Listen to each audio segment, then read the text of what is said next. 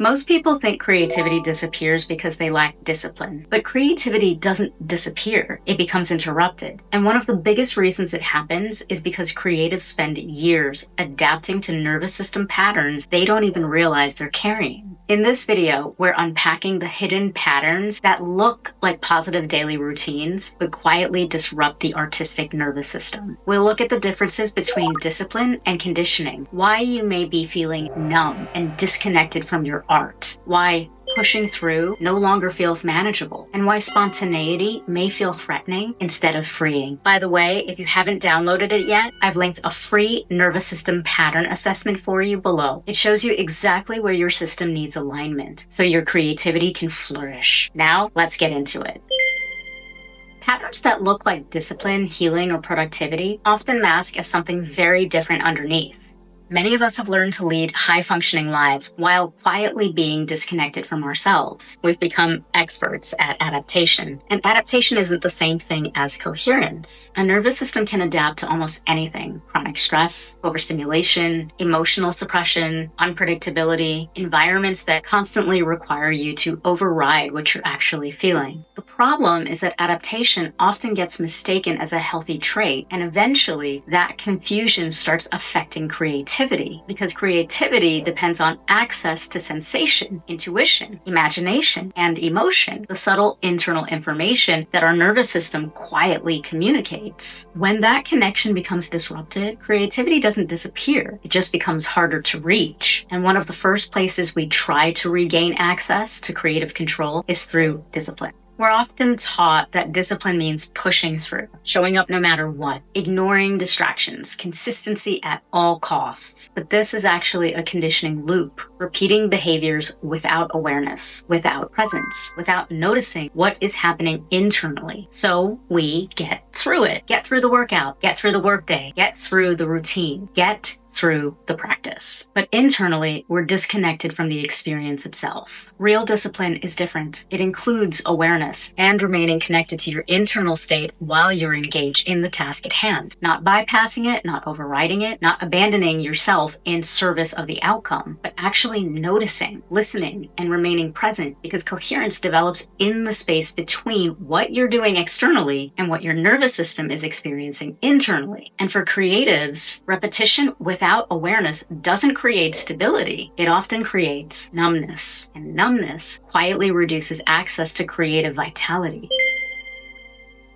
Connection happens when we stop needing all the answers, but conditioning loops disrupt connection and show up in our relationships. Just think about how many times you've replayed a conversation, reread a message, wanted one more explanation, one more response, one more moment of reassurance, one more chance to finally understand what happened. Mind keeps looping, not because you necessarily need more information, but because uncertainty feels unbearable. The nervous system is searching for resolution, and when a nervous system is dysregulated, ambiguity can feel threatening. The body keeps searching for certainty, for closure, for something that will finally allow it to relax. Coherence changes that relationship because a regulated nervous system can tolerate uncertainty without collapsing into self-abandonment. It remains connected to itself even when questions remain unanswered. This matters because emotional loops like rumination and unresolved attachment consumes energy. And every ounce of energy invested in those cycles is energy that becomes unavailable for creativity.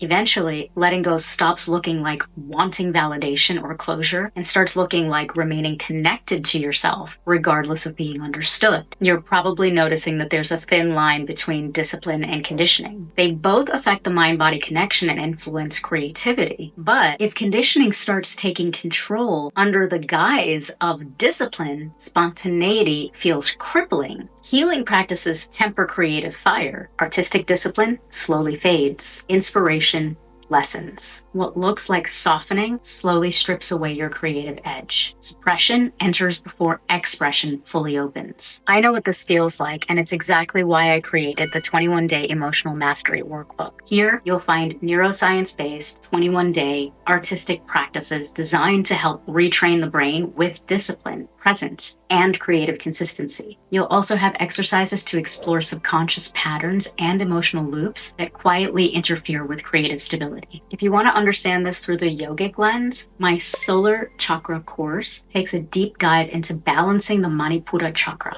the control center that drives willpower, confidence, discipline, and inner strength. Both are linked for you below. Let's dive deeper.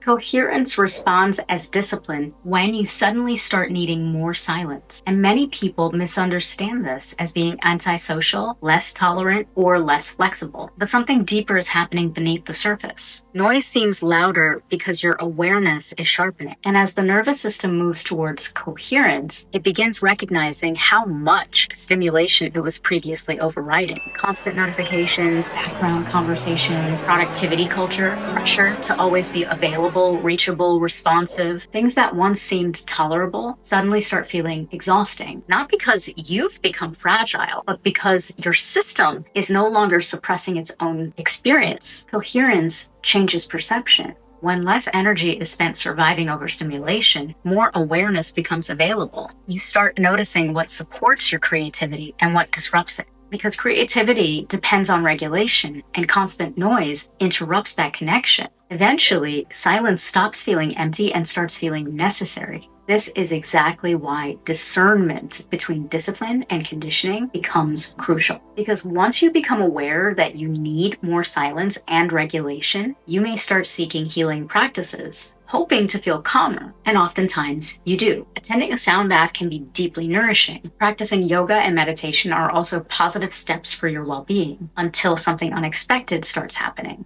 You begin feeling less creative and don't understand why. Somewhere along the way, the nervous system started associating healing with having less emotion, less intensity, less internal movement, less complexity. But creativity doesn't come from constant calm. Creativity emerges from a nervous system that can safely hold all of your emotions, sensations, complexities, and risks without shutting down, without filtering the experience, without needing everything to be neatly organized, predictable, and emotionally flat. An artist doesn't need regulation that removes emotional texture.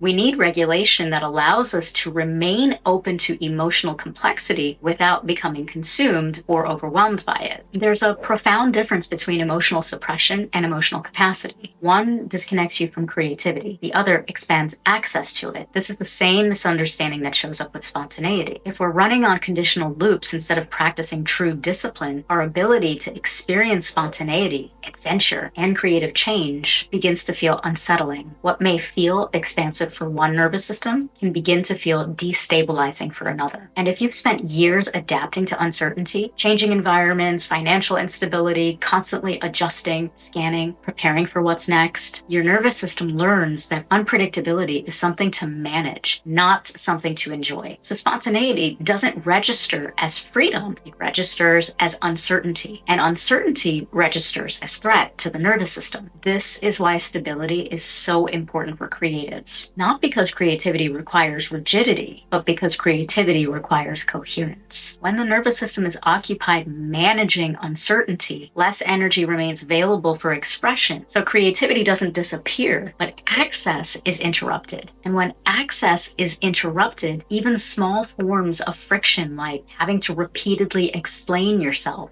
begins to feel exhausting. So the nervous system goes into protection mode. And instead of using vital energy to create, it starts responding to the feeling of repetition, needing to defend, clarify, justify. Coherence requires energy. When internal resources are being redirected into cycles of frustration, stress, and emotional management, fewer resources remain available for creativity. So the system becomes preoccupied, not because you're incapable of creating, but because you're busy carrying unresolved friction. This is why nervous system regulation matters so deeply for artists and creatives. The goal isn't to become calmer and less emotional or endlessly productive. The goal is coherence, the ability to remain connected to yourself, your intuition, and your creative process without constantly overriding what your nervous system is trying to communicate. Because creativity isn't separate from your nervous system. Creativity emerges from it, through it. And the more coherent your internal world becomes, the more accessible your creativity becomes as well.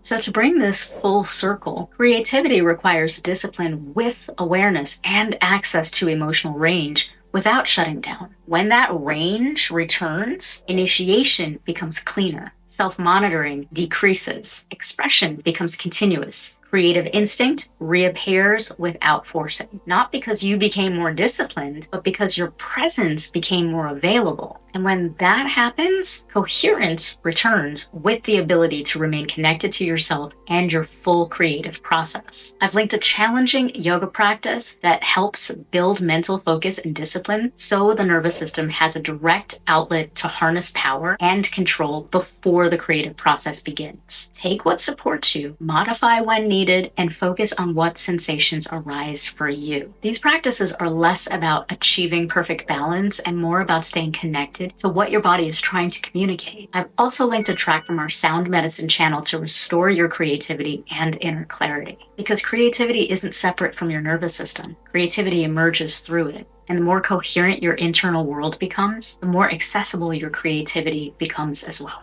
If this resonated with you, save it so you can return to it. And if you haven't seen why you can't create or you're not blocked, you're braced, I've linked them both for you right here. See you in the next one.